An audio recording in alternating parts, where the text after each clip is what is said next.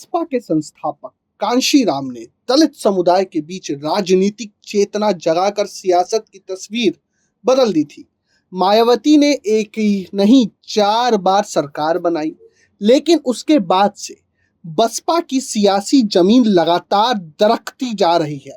पिछले 1.5 दशक में बसपा काफी कमजोर हुई और मौजूदा समय में पार्टी के पास एक भी लोकसभा सांसद नहीं है और यूपी में सिर्फ मात्र एक विधायक है।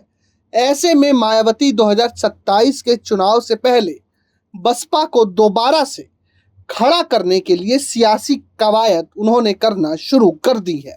बसपा के सियासी वजूद को बचाए रखने की चुनौतियों के बीच मायावती ने गुरुवार पार्टी संगठन में बड़ा बदलाव किया। बसपा के बदलाव से एक बात साफ है कि मायावती ने अपने भतीजे आकाश आनंद को नंबर 2 की पोजीशन दी है और साथ ही पार्टी में 3 से बढ़ाकर 6 राष्ट्रीय कोऑर्डिनेटर बना दिए हैं। मायावती ने आकाश आनंद का प्रमोशन करते हुए मुख्य राष्ट्रीय कोऑर्डिनेटर बनाया है। इसके अलावा 6 राष्ट्रीय कोऑर्डिनेटर बनाने के साथ साथ यूपी सहित करीब 1.5 दर्जन प्रदेश अध्यक्षों के नाम का भी ऐलान किया है। मायावती ने यूपी प्रदेश अध्यक्ष की कुर्सी पर विश्वनाथ पाल को बनाए रख तो बसपा में काफी पावरफुल माने जाने वाले रामजी गौतम के पर कतर दिए। बसपा प्रमुख मायावती ने पार्टी संगठन में बदलाव जिसमें आकाश आनंद को मुख्य राष्ट्रीय कोऑर्डिनेटर बनाया है। साथ ही रामजी गौतम, राजा राम रणधीर सिंह बेनीवाल, लालजी मेधाकर, अतर सिंह राव और धर्मवीर सिंह अशोक को राष्ट्रीय कोऑर्डिनेटर बनाया है। पार्टी में अभी तक 3 राष्ट्रीय कोऑर्डिनेटर हुआ करते थे, जिसे बढ़ाकर अब 6 कर दिया है। मायावती ने भतीजे आकाश आनंद को मुख्य भूमिका में रखा है।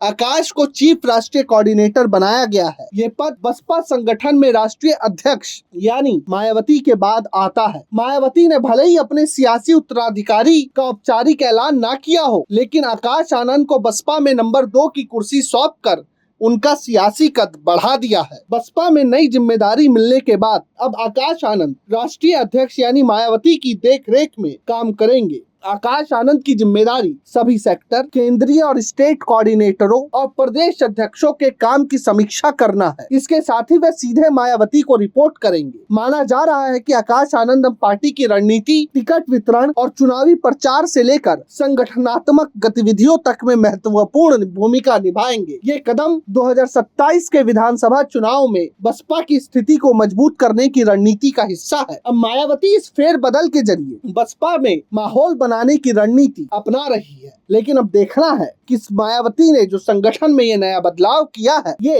2027 में बीएसपी को कितना फायदा देता है। Bureau report, प्रजाहित।